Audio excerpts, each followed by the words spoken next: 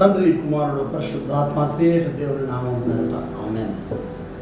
మన తండ్రి అయిన దేవుని నుండి ప్రభువైన యేసుక్రీస్తు నుండి కృపా సమాధానములు మీకు కలుగునుగాక. ప్రియ సంగమా, అతి పవిత్రమైన యేసుక్రీస్తు నామం పేరట మీకు శుభములు, మా ఆశీస్సులు. ఈ ఉదయం మరొకసారి ఒక ప్రాముఖ్యమైన అంశం మీద దైవ ధ్యానం చేయడానికి మిమ్మల్ని ఆహ్వానిస్తూ ఉన్నాను. ఇది అభిషిక్త పరిచర్య, క్రైస్తవ సంఘంలోని అభిషిక్త పరిచర్య. సామాన్య సమాజమును రూపాంతరపరచుటకు మీరు రూపాంతరపడండి అనేది ఒక ప్రియాంబుల్ కింద మనం దీన్ని తీసుకోవాలి. అంటే ఇతరులను మనం మార్చాలి అనుకున్నప్పుడు ముందు మనం మారడానికి అంగీకరించాలని తెలుస్తుంది. ఇది జరిగేదానికి ముందు రెండు ప్రాముఖ్యమైన ఘట్టాలు ఈ సంఘంలో, సంఘ చరిత్రలో మనం జ్ఞాపకం చేసుకుంటున్నాం. మొదటిది 22వ తారీఖున మగ్దలేనే మరియా గారిని మనం జ్ఞాపకం చేసుకున్నాం. ఆమెకు పరిశుద్ధతను Vatican II pope Paul VI గారు ఆపాదించారు. చాలా గొప్ప విషయం అది. ఎందుకంటే అందరికీ తెలుసు, మగ్దలేనే మరియా అనగానే కొంతమంది ఇది మన అభిప్రాయంలో కంటే ఎక్కడెక్కడి నుంచో మన మైండ్లోకి క్యారీ అవ్వకుండా వచ్చినటువంటిదే. ఇది ఉదాహరణ గ్రెగరీ బిషప్ గారు, పోప్ గారు 6వ శతాబ్దంలో బహుశా లూకాసు వార్త 8వ అధ్యాయంలో పేరు లేని స్త్రీ ఈమె మగ్దలేనే మరియా ఉంటుందని చెప్పాడు తేలిగ్గా.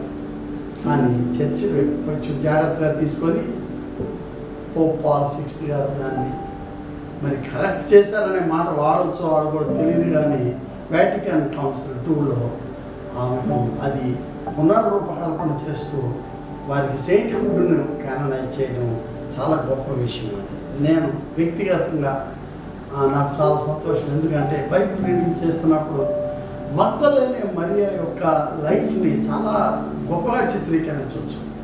ఆమె అంట సాంప్రదాయం ఏంటని చెప్తుందంటే ఆయన సౌలు వారసురాలు అంటారు. అంటే ఒక ఊర్లో ఉండే ఒక జమీందారు గారు మిగిలిపోయి వాళ్ళ ఆస్తులన్నీ పోయినా జమీందారు అంటారు కదా. బహుశా మగ్దలేనే మరి ఆ ఊర్లో ఆ వంశం ఆ టైప్లో ఉంటుంది. అందుకని ఆవిడ స్త్రీ అయినప్పుడు అందరితో తిరిగిన ఎవరు అనుకోరు. ఎందుకంటే women of popularity and women of status ఆవిడ కదా. ఆ రోజుల్లో మరి స్వాతంత్రోద్యమం రోజుల్లో విజయలక్ష్మి పండిట్, దుర్గాబాయి దేశ్ముఖ్ వీళ్ళంతా కూడా పెద్ద పెద్ద మహాత్మా గాంధీ లాంటి వాళ్ళు తిరిగారని ఎవరేమో అనుకోలేదు మనం. బికాస్ వాళ్ళ నేపథ్యం ప్రజలకు తెలుసు కాబట్టి మగ్దలేనే మరియను కూడా అట్లెందుకు మనం పాజిటివ్గా రూపొందించుకోకూడదు. మగ్దాల అంటే స్తూపం లేకపోతే గోపురం, టవరింగ్ పర్సనాలిటీ, లైక్ గోపురం వంటి శిఖరాగ్ర క్యారెక్టర్, మా వ్యక్తిత్వం కలిగినటువంటి స్త్రీగా. ఎందుకనంటే ఫిలిప్ ఆయన పత్రిక, ఫిలిప్ గారు కూడా రాశారండి ఒక సువార్త. స్టెఫెను ఫిలిప్ 59వ అధ్యాయంలో ఆయన ఏం రాశారంటే కొయినోనూస్ అంటే క్రీస్తుతో, యేసుక్రీస్తుతో శిష్యులతో నిరంతర సహచారిణిగా ఉండినటువంటి వ్యక్తి అని. అంటే 12 మంది శిష్యుల్లో లెక్కేయట్లేదు, కానీ మనం స్త్రీ అని పక్కన పెట్టి ఉండొచ్చు, కానీ ఆమె కూడా ఆయనతోనే తిరిగినట్లు కనబడతా ఉంది. ఎప్పుడైతే ఈ ఉత్థానం ఆమె అన్ని చోట్ల ఉంది, సిలువ దగ్గర ఉన్నది, ఉత్థానం దగ్గర ఉన్నది ఆవిడ, మరి ఆయన ఎసెన్షియల్ దగ్గర ఉన్నది, స్త్రీలలో ఆమె ఉండింది అక్కడ. ముఖ్యంగా ఆయన పునరుద్ధానంలో ఖాళీ సమాధి చూసినప్పుడు ఆమె పరిగెత్తుకొని పోయి శిష్యులకు చెప్పినటువంటి ప్రథమ సౌవార్తిక వ్యక్తిగా కనబడతా ఉంది. సువార్తను ఖాళీ సమాధి సువార్త తీసుకెళ్ళి చెప్పిన ఆవిడ. అందుకని ఆమె ఏమన్నారంటే అపోస్తలులకు అపోస్తలురాలు అని చెప్పారు. ఆమె పేరు బహుశా చాలామంది ఇష్టపడకపోవచ్చు. అపోస్తలులకు సమానురాలు, ఈక్వల్ అనే బిరుదు కూడా ఆవిడకి వచ్చింది. ఆమె ఇంకా ఆమె గురించి ఎక్కువసేపు నేను మాట్లాడకపోవచ్చు, కానీ ఆమె చాలా ధైర్యస్తురాలు, గొప్ప సాక్ష్యం ఇచ్చింది. ఆమె యేసువారి పరిచర్యలో పాల్గొనడానికి ఇష్టపడినటువంటి ఆమె. మన మరియా తల్లిని ఎఫెసుకు తీసుకెళ్ళిపోయినప్పుడు ఆవిడతో పాటు ఆదరణకి సహచరణిగా ఈమె కూడా వెళ్ళింది ఎఫెసుకి. అక్కడ కొంతకాలం జబ్బు పడినప్పుడు ఆమె చనిపోతే ఆమెను తీసుకెళ్ళి కాన్స్టాంటినోపుల్లో ఆవిడ సమాధి చేశారండి.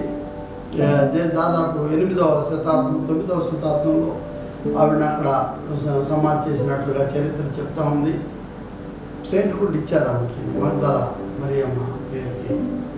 ఆవిడ ముగ్గురు యేసువారితో మరి తిరిగినటువంటి ఆయన సువార్తలో పాల్గొన్న ముగ్గురు కనబడతారు మరియలు. ఇవి కూడా చాలా మంచి రోల్ ప్లే చేసింది, ధైర్యస్తురాలు. ఇవాళ మరొక ఇది 22వ తేదీన మగ్దలేని మరియ దినము. 25వ తారీఖున జేమ్స్ అపోస్తలుడైన యోహాను సహోదరుడైన జేమ్స్ గారి యాకోబు గురించి కూడా, ఆయన జెబెదీ కుమారులు ఇద్దరిలో ఆయన ఒకడు. ఎప్పుడు చూసినా యేసుతో ఉండే ఇన్నర్ సర్కిల్ ఉంటుంది, ముగ్గురు, పేతురు, యాకోబు, యోహాను అని ఉంటుంది. పేతురు అత్తగారి ఇంటి దగ్గర బాగు చేయడానికి ఆవిడకి జ్వరం వస్తే ప్రార్థన చేయడానికి వెళ్ళినా, తబోరు కొండ మీదకి ప్రార్థన చేయడానికి వెళ్ళినా రూపాంతరపడినప్పుడు ఆయన ఎట్లా చూసినా కూడా ఎప్పుడు యేసుతో పాటు ముగ్గురు ఉండటం అరుదు మనకు తెలుసు. యోహాను సహోదరుడు, కానీ చిన్నవాడైనా యోహాను వెనకే ఉంటుంది, దాక్కుని ఉన్నట్టు ఉంటాడు ఈయన ఎప్పుడు కూడా. చాలా ధనికులు వీళ్ళు, చాలామంది చాలా నావలు ఉన్నాయి వీళ్ళకి, చాలామంది ఫిషర్ ఫోక్ అంటే పల్లెకారులు అయినటువంటి వాళ్ళని ఉద్యోగస్తులుగా తీసుకున్నారు.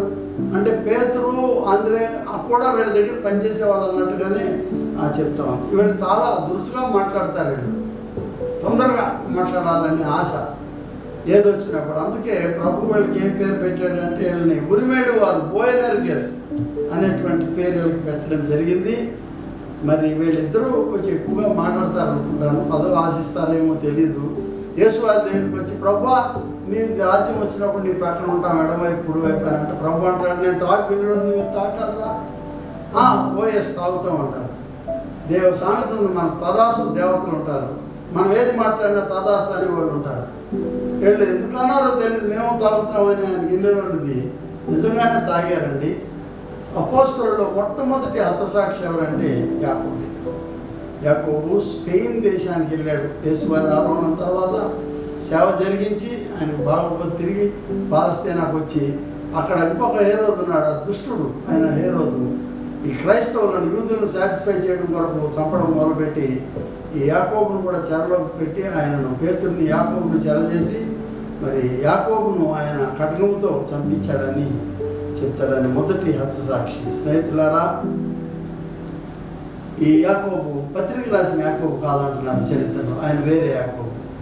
యేసు సహోదరుడు యాకోబు ఒక ఆయన ఉన్నాడు, అల్ఫాయి కుమారుడైన యాకోబు కూడా ఉన్నాడు, ఇంకొక ఆయన ఉన్నాడు. ఈయన మాత్రం చరిత్రలో ఈయన మొదటి యాకోబుగా. అంటే మన శిష్యులకు 15వ అధ్యాయం అపోస్తలుల కార్యంలో వాళ్ళకు సున్నతి ఉన్నవాళ్ళు లేని వాళ్ళు సువార్త ప్రకటించేదాన్ని సందర్భం చర్చించిన యాకోబు ఈయన కాదు, ఆయన యేసు సహోదరుడైన యాకోబు. ఆయన శిష్యుల్లో లేకపోయినా ఆయన పదవికి వచ్చాడు, ఆయన ఆ గణనీయమైన స్థితికి వచ్చాడు ఆయన. కానీ ఇప్పుడు ఇవాళ మనం జ్ఞాపకం చేసుకునేది యోహాను సహోదరుడైన యాకోబును 25వ తారీఖు సెయింట్స్ డేగా జ్ఞాపకం చేసుకుంటాం. ప్రియ స్నేహితులారా, మరి ఈ దినము మనము ఈ అభిషిక్త పరిచర్య గురించి మనము జ్ఞాపకం చేసుకునేటప్పుడు చిన్న ప్రార్థన మనం చేస్తాం. ప్రధాన కాపరివైన దేవుని ప్రజలమైన మమ్ము నీ గొర్రెలుగా గొర్రె పిల్లలుగా ఎల్లప్పుడూ పిలుచుచు మమ్ములను మేపుచు కాయచు ఉన్నవాడు, నిన్ను ద్వేషించు వారిలో నుండి నీ కొరకు ప్రజలను చైతన్యపరచు వారిని లేవనెత్తుము. అలాగుననే నీ కొరకు నీ సమాజమును మార్పును అందించుటకు వారికి తగిన అనుభవం అనుగ్రహించు. నీతోను పరిశుద్ధాత్మతోను నిత్యము జీవించుచు పరిపాలించుచుండే నీ కుమారుడైన యేసుక్రీస్తు ద్వారా ప్రార్థించుచున్నాము తండ్రి, ఆమేన్. ప్రియ సంగమా, ఈ అభిషిక్త పరిచర్య విషయం థియరాటిక్గా అంటే సిద్ధాంతపరంగా ఒక నిర్వచనం ఇవ్వచ్చు. 40 సంవత్సరాల ఈ సేవా పరిమితిలో నేను ఈ అభిషిక్త పరిచర్య గురించి చెప్పాలి అని అంటే ఈ నిర్వచనం ఒక మాటలో గొప్పకుని చెప్పలేకపోవచ్చు, కానీ ఎన్నో నిర్వచనాలు యేసుని పోలి జీవించటం అయి ఉండొచ్చు, సిలువను మోసుకుంటూ తిరిగే పరిచర్య అయి ఉండొచ్చు, నిన్ను నేను ఖాళీ చేసుకొని పరిచర్య అయి ఉండొచ్చు. కానీ ఈ ఆది సంఘం 7 సంస్కారాలు అవుతుంది కదా, బాప్తిస్మము, నిర్ధారణ, పరిశుద్ధ సమభాక్తము, వివాహము, అభిషేకం కూడా ఒక సంస్కారమేనండి. పూర్వ చరిత్ర దీనిని ఆ రీతిలో తీసుకుంది. చాలా దీని గురించి చెప్పాలంటే ఇది అపోస్తలుల నుండి సంక్రమించిన పరిచర్య అని మొదటిగా మనం చూడవచ్చు. అపోస్టాలిక్ సక్సెషన్ అంటుంది. అంటే అపోస్తలత్వం అనేది మొదటి నేచర్. ఎందుకంటే పిలువబడినటువంటి వాళ్ళకే ఇవ్వబడినటువంటి ఇది. ఎందుకంటే ఈ పరిచర్యలో పిలుపు ఉన్నది, ఒక నిబద్ధత కూడా ఉన్నది. పిలువగానే మనం వచ్చేసిన తర్వాత అంతా మన ఇష్టం వచ్చినట్టు చేసుకుంటాం అంటే కాదు, ఒక నిబద్ధతతో కూడిన పరిచర్య. అలాగే ఈ పరిచర్య ఒక భాగ్యం, అలాగే ఇది ఒక బాధ్యత కూడాను.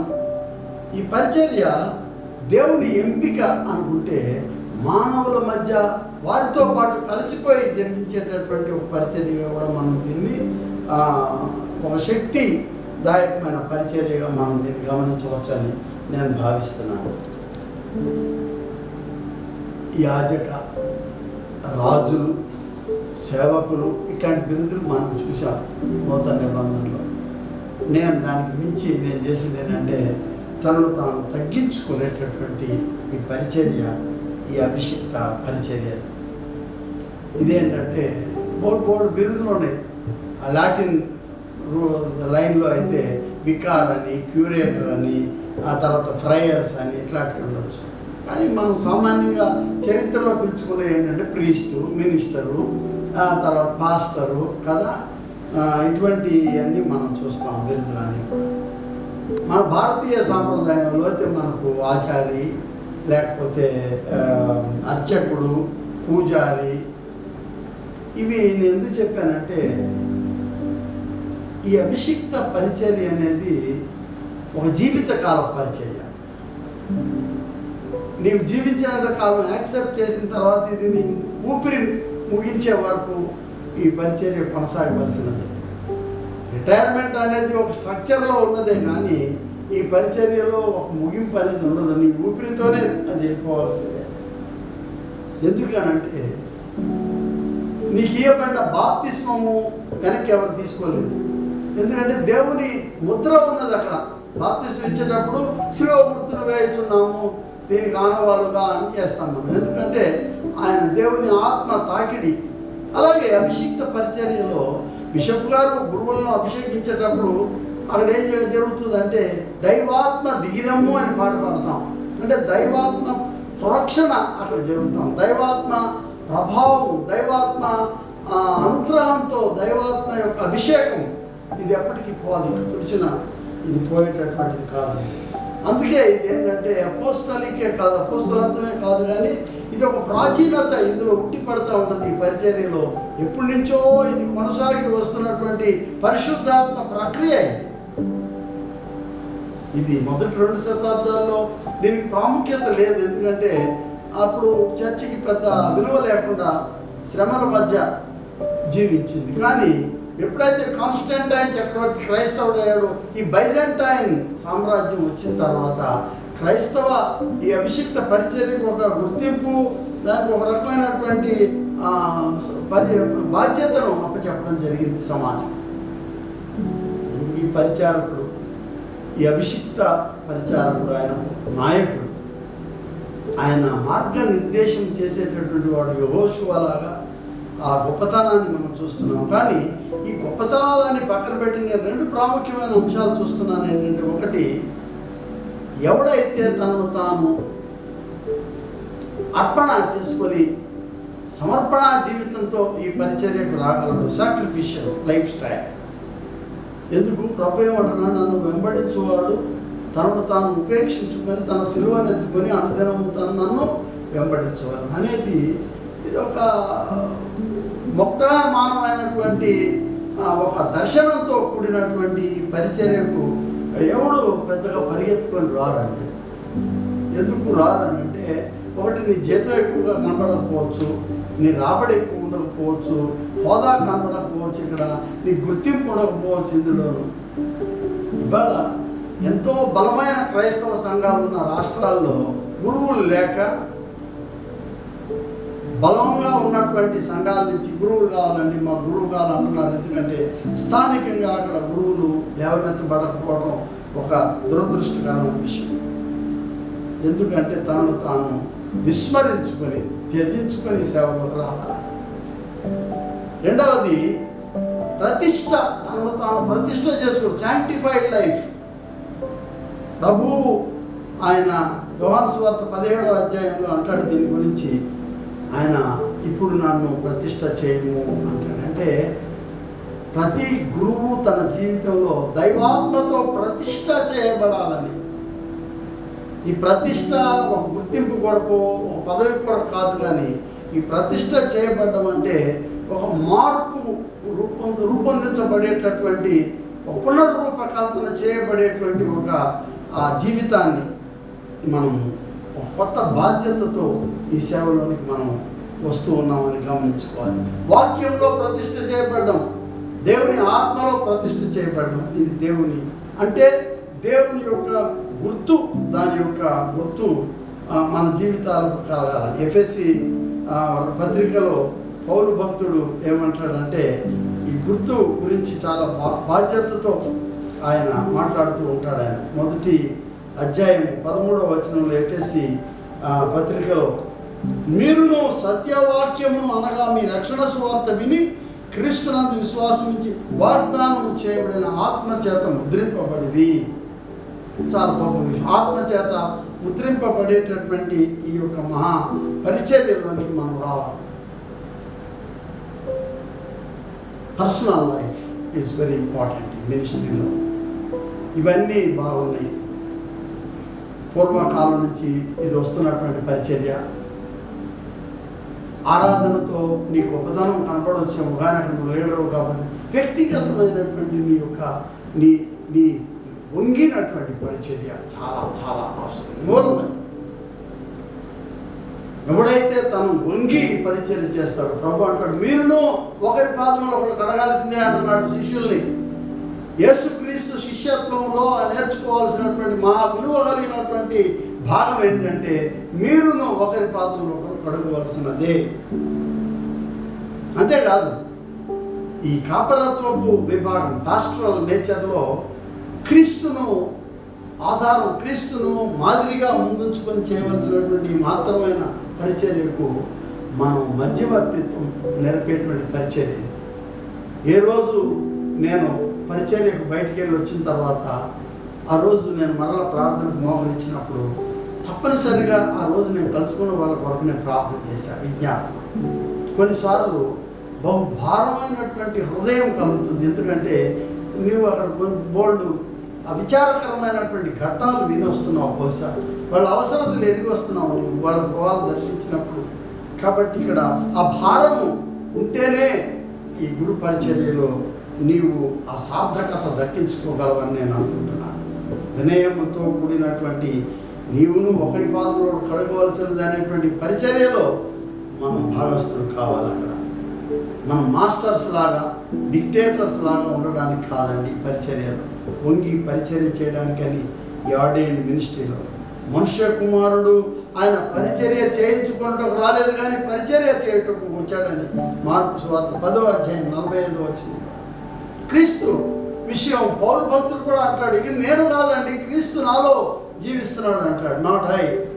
ఎందుకనంటే ఈ పరిచర్యలో మన గొప్పతనం, మన గుర్తింపు కంటే మన ముందు నడవలసింది ఈ పరిచర్య ముందు ఉండాలని చెప్తున్నాను. ప్రియ విశ్వాసులారా, ఎఫెసీ పత్రిక 4వ అధ్యాయం 7వ వచనం అంటాడు, ఒక్కొక్కడికి తగిన పరిమాణంలో ఆయన తన యొక్క శక్తిని, తన ఆత్మను గ్రహిస్తున్నాడు. అందరం సమానం కాదు, ఇందులో ఒక్కొక్కరికి ఒక్కొక్క విధానమైన బాధ్యత ఉన్నది. ఒకరితో ఒకరు పోల్చుకొని చేసే మినిస్ట్రీ కూడా కదా అండి ఈ యొక్క అభిషిక్త పరిచర్య. కానీ అందరము యేసుక్రీస్తునే బోధిస్తున్నాము. క్రీస్తు కేంద్రిత పరిచర్య, ఇది క్రీస్తు కేంద్రిత పరిచర్య. ప్రియ స్నేహితులారా, మనము 24 గంటల పరిచర్యలో అంటే సమాజం చుట్టూ దీన్ని అన్నిటికంటే ఎక్కువ గుణ విశేషం ఈ పరిచర్యలో నేను చూసేది ఏంటంటే ద షెపర్డింగ్ మినిస్ట్రీ. అంటే ఈ కాపరత్వపు పరిచర్య అనేది ఈ పరిచర్యలో తలమానికి వంటిదండి ఇది. ఎందుకనంటే మనం పల్లెలకు పోయేటప్పుడు దారిలో చూస్తాను 300-400 గొర్రెలు వెళ్ళేటప్పుడు వాడు చక్కగా ముందు వెళ్ళిపోతూ ఉంటాడు. ఎందుకంటే భయం లేదు, అవన్నీ అతని మాట విని వెనకాల వెళ్ళిపోతానే ఉంటాయి. కానీ అతని కన్ను ఎప్పుడు 300 వాటి మీద ఉంటుంది. ఆయన చేసేటటువంటి వారిని ఆదుకునేటటువంటి పరిచర్యలు కొన్నిసార్లు దెబ్బతగిలితో గొర్రెల మీద వేసుకొని నడుస్తూ ఉంటాడండి. అది బరువు అనుకోకుండా నడుస్తూ ఉంటాడు. ఆ గొర్రెల కాపరికి స్కూటర్ ఉండదు, కారు ఉండదు, ఆయన నడుచుకుంటూ వాటితో పాటు తిరుగుతూ ఉంటాడు ఆయన. ఇందులో ఇంకొక మంచి భాగం ఏంటంటే healing part of the ministry. గాయం అయితే ఆ గొర్రెకు దాన్ని చక్కగా గాయం కట్టి దాన్ని మోసుకుంటూ వస్తాడని. హీలింగ్ మినిస్ట్రీ, రికన్సైలింగ్ మినిస్ట్రీ, సమాధానపరిచేటువంటి యొక్క సేవలో ఈ అభిషిక్త పరిచర్య అనేది వైవిధ్యంతో కూడినటువంటి ఈ పరిచర్య. ఇది చాలా గొప్ప ఆలోచన. నీవు నిరంతరము వారికి అందుబాటులో, ప్రజలకు అందుబాటులో ఉండాలా. ప్రతి ఒక్కరూ నీ దగ్గరికి రాగలిగేటటువంటి మార్గం సుగమం చేయాలా. అయ్యగారు లేరండి, అయ్యగారు నిద్రపోతున్నారండి, అయ్యగారు వేరే పనిలో ఉన్నారండి, అయ్యగారు ఎవరితో మాట్లాడుతున్నారండి. మరి అయ్యగారు ఎవరి కొరకు అండి? ఎవరి కొరకు? ముందు ఇది అయిపోవాలి ఈ పని, ప్రజల కొరకు. అందుకనే మాసిలామణి మహాభక్తుడు, ఆయన నిజంగాను ఆయన జ్ఞాపకం చేసుకోవాలండి. ఆయన రాసినటువంటి పాట చాలా గొప్ప పాట. ప్రభుని పేర ప్రజల ఎదుట ప్రవచనాల సేవా, ప్రభుని పేర ప్రజల ఎదుట ప్రార్థనలు వచించు సేవా. ప్రజల తీసుకొని దేవుడి దగ్గరికి వెళ్ళాలి. మధ్యవర్తిత్వం, దేవుడి మాటలు తీసుకొని వీళ్ళ దగ్గర ప్రవచనాలు తీసుకొని రావాలా. ఈ మధ్యవర్తిత్వాన్ని నిలిపేటటువంటి మాత్రమైనటువంటి పరిచర్యలు, కిరీటాలు, జీతాలు, బాధ్యతలు, పదవులు వీటికి చూడటం లేదు. మాసిలామణి గారు వారు మాట్లాడుతూ ఏం చెప్పారంటే, వీడు దాచుకునేది ఏంటంటే బ్యాంకు బ్యాలెన్స్లు కాదంటున్నాడు. ఆయన ఏమన్నాడు? బాష్పశివుడు, భాగ్యభోగ నిధులు లేని, భాగ్యభోగ నిధులు లేని భారభరిత సేవా, బాష్పశిరులలో మెలగి బాధలను వరించు సేవా. బాష్పశిరులు అన్నాడు. ఈ ఉపమానం చాలా గొప్పది. మన యొక్క గురు సేవలో, గురు పరిచర్యలు బాష్పశిరులు, నీ యొక్క కన్నీటి అదే బ్యాంక్ బ్యాలెన్స్ ఒక గురువుకి అనేది ఆయన చెప్పినటువంటి తాదాత్మ్యక స్థితి ఈ గురు పరిచర్యకు ఆయన ఇచ్చినటువంటి గొప్పది. గురువు ఒక విజ్ఞాపనకర్తగా, ఒక నిరాడంబరుడుగా, ఒక సమాధానకర్తగా. మోషే చాలా గొప్ప కాపరత్వం, కానీ ఆయన ఆర్డైన్డ్ మ్యాన్ కాదు, కానీ అంతకంటే ఎక్కువగా జీవించినటువంటి ఆ వ్యక్తి యొక్క జీవితాన్ని మనం చూసుకోవాలి. ప్రియ స్నేహితులారా, మన ముందు ఎంతోమంది మాత్ర పరిచర్యలో నడిచారు. మన తరంలో మరలా చెప్తున్నాను, 3వ వారంలో 3వసారి ఈయన గురించి. డీట్రిక్ బోనాఫర్ నాజీ సమయంలో ఎంతో హింస పొందినటువంటి వ్యక్తి. కాన్సన్ట్రేషన్ క్యాంపులో ఉన్నట్టువే కాకుండా గురి తీశారంటే గురువు, ఎంతో విద్యార్థికుడైన గురువు. జర్మనీలో నాజీ కాలం. రుమేనియాలో రిచర్డ్ హోమ్బ్రాండ్ అని ఆయన 14 సంవత్సరాలు జైల్లో ఆయన గడిపి, వాళ్ళ అంత క్రైస్తవ వాతావరణం, ఆ కంట్రీ అంతా ఆనాడు వేరే వాతావరణంలో ఉండిందండి. కగావా, వాచ్మ్యాన్ని వంటి మహనీయమైనటువంటి మహాభక్తులు గురు పరిచర్య.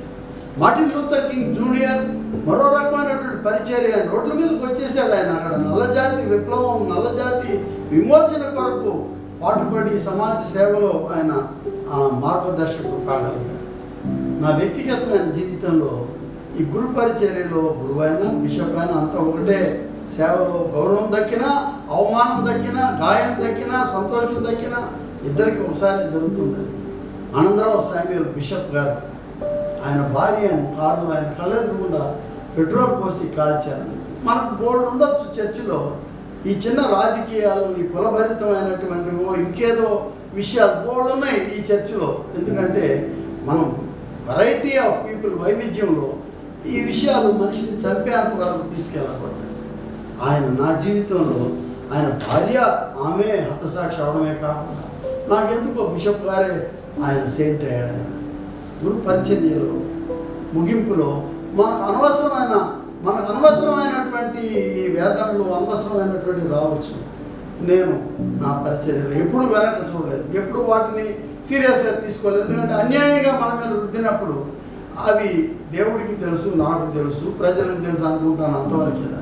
ఏదో ఒక రోజు దేవుడు దాన్ని బహిష్కరణ తెలియజెప్తాడు ప్రజలకి, ఇది ఎంత అన్యాయము అనేటువంటిది. ఎంతోమంది మినిస్టర్స్, ఎంతోమంది గురువులు వాళ్ళ యొక్క జీవితంలో ఒక నీ అనుభవం చెప్పంటే ఎక్కడో ఒక చోట ఒక చేదు అనుభవం బయటకు వస్తూనే ఉంటుంది.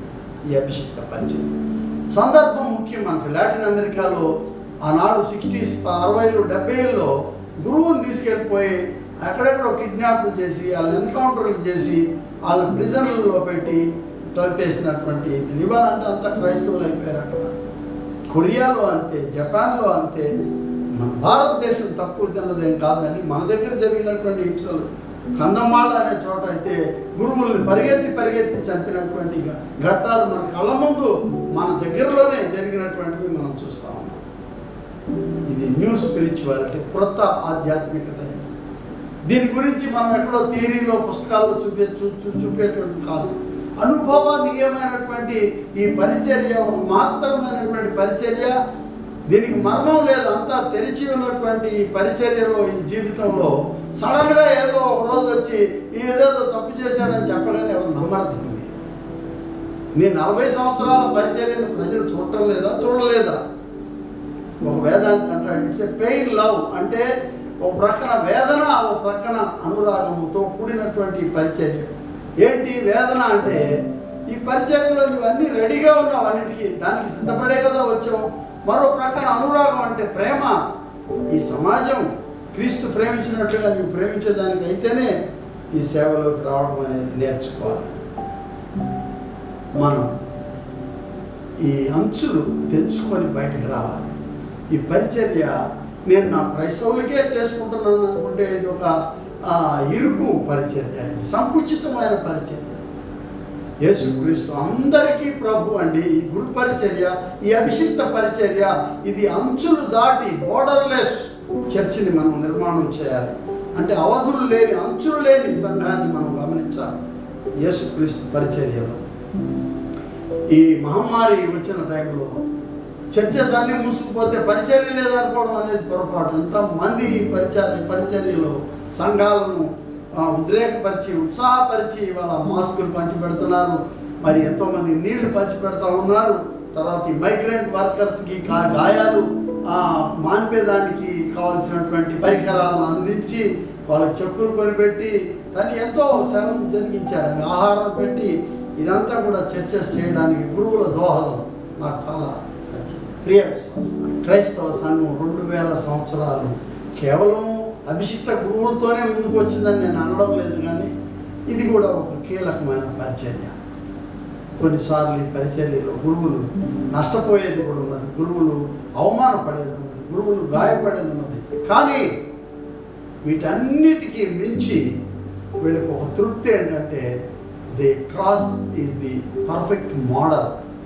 ఒక పరిపూర్ణమైనటువంటి నమూనా, ఒక మంచి మార్గదర్శకత్వం ఇచ్చేది ఏంటంటే సిలువలో యేసు ఆయన రక్తం చిందించి ఓడిపోయినట్లుగా కనపడ్డాడు. ఆయన వల్నరబిలిటీ, డిఫీటబిలిటీ, ఓడిపోయిన క్రీస్తులా ఉన్నాడు. కానీ ఆయన ఉత్థానంలో సమాధిని ఖాళీ చేసి ఈ భూమిని పెకల్చుకొని ఆయన నిగడదాన్ని అంటారు కదా తెలుగులో, కామన్ లాంగ్వేజ్లో, ఆయన పైకి లేచినటువంటి ఆ అనుభవం గురు పరిచర్యలో మనందరికి కావాలి. I experience that. నాకు జరిగినటువంటిది ఏదో నేను గాయం అనుకునో, అవమానం అనుకునో నేను అక్కడికి ఆగిపోలేదు. I want to share this gospel. ఈ అభిషిక్త పరిచర్యలో సిలువను గురించిన వార్త నశించి అది చెప్పకపోతే నాకు శ్రమ అంటున్నాడు పౌలు. ఒక జీవితకాల పరిచర్య ఇది. ఎవరో వచ్చేసి ఈయన రానియొద్దండి, గుళ్ళోకి ఈయన ప్రీచ్ చేయనియొద్దండి, సంకుచితమైనటువంటి ఆ నాయకత్వం చూసి సిగ్గుపడాలి, మనం బాధపడాలా? ఇది కాదు. Everybody has a right to proclaim the gospel. ఈ పరిచర్యలో, ఈ గురు పరిచర్య దేవుడు ఇచ్చినటువంటి పరిచర్య. సాధారణమైనటువంటి వాళ్ళు తీసేయలేనటువంటి ఆ అనాయింట్మెంట్ అన్నారు కదా, దేవుని యొక్క హస్త నిక్షేపణ జరిగింది అక్కడ. నీ యొక్క అభిషేకంలో దేవుని యొక్క ఈ అభిషేక ఆ స్థితిలో దేవుడు నిన్ను ఈ ఎంబ్రేస్, ఆయన నీ ఆత్మ నిన్ను ప్రభావించినది. అది తీసుకోడు దేవుడు ఇచ్చినటువంటి ఆత్మ ప్రభావాన్ని.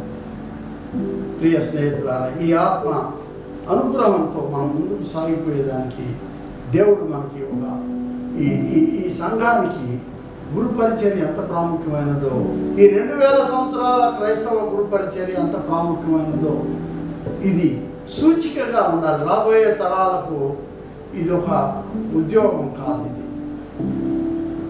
ఇది ఒక నిరంతరమైనటువంటి ఒక శిలువ బాధ్యత. ఆత్మ అనుగ్రహంతో దేవుడు అనుగ్రహించినటువంటి ఒక ఆత్మ ఉరవడి ఇది. ఈ ఆత్మ ఉరవడిలో అభిషేకంతో మనం ముందుకు సాగిపోవడమే కానీ వెనక్కి వచ్చే పని కానీ, కింద పడే పని కానీ, జారే పని కానీ ఉండదు. ఎందుకంటే నీవు సిలువను ఆనుకొని నడుస్తున్నటువంటి ఈ సేవ అభిషిక్త పరిచర్య. దీని ద్వారా నీవు నమ్ముకున్నటువంటి దేవుడు యేసుక్రీస్తులో మహిమపరచబడాలి. ఆమేన్. ప్రార్థన చేస్తాం. ప్రియ ప్రభువా, ఈ 2000 సంవత్సరాల క్రైస్తవ సంఘ ఈ పరిచర్యలో మహత్తరమైనటువంటి ప్రయాణం ప్రభువా ఇది. ఈ ప్రయాణంలో గౌరవము, అవమానం, ఈ ప్రయాణంలో గాయాలు, ఈ ప్రయాణంలో కిరీటాలు అన్నీ. కానీ వీటి మధ్యలో నీ శిలువని నీవు స్థాపన చేశావు. ప్రతి గురువు జీవితానికి ఈ రెండింటి మధ్య ప్రభువా నీ శిలువ కనపడుతున్నది. అదే ఆధారం, అదే ముందుకు నడిచే దిక్సూచి, అదే గురువులను నడిపించేటటువంటి ఒక గొప్ప ప్రేరణ, గొప్ప స్ఫూర్తి. ఎందుకంటే మీ ప్రియకుమారుడు మా ప్రభు అయినటువంటి యేసుక్రీస్తు జరిగించినటువంటి మహత్తరమైన సేవ దీనికి గొప్ప ప్రమాణముగా కనబడుతున్నది. ఆయన వేసిన అడుగులలో అడుగు వేయగలిగేంత అడుగులము కాదు, కానీ ఆ అడుగులను కనీసం చూసుకుంటూ వాటి వెనక నడవగలిగేటటువంటి భాగ్యాన్ని ఈ గురు పరిచర్యలో ఈ దేశంలో మాకు అందరికీ అనుగ్రహించున్నాం. యేసు పవిత్ర నామం పేరిట వేడుకొనుచున్నాము తండ్రి. ఆమేన్.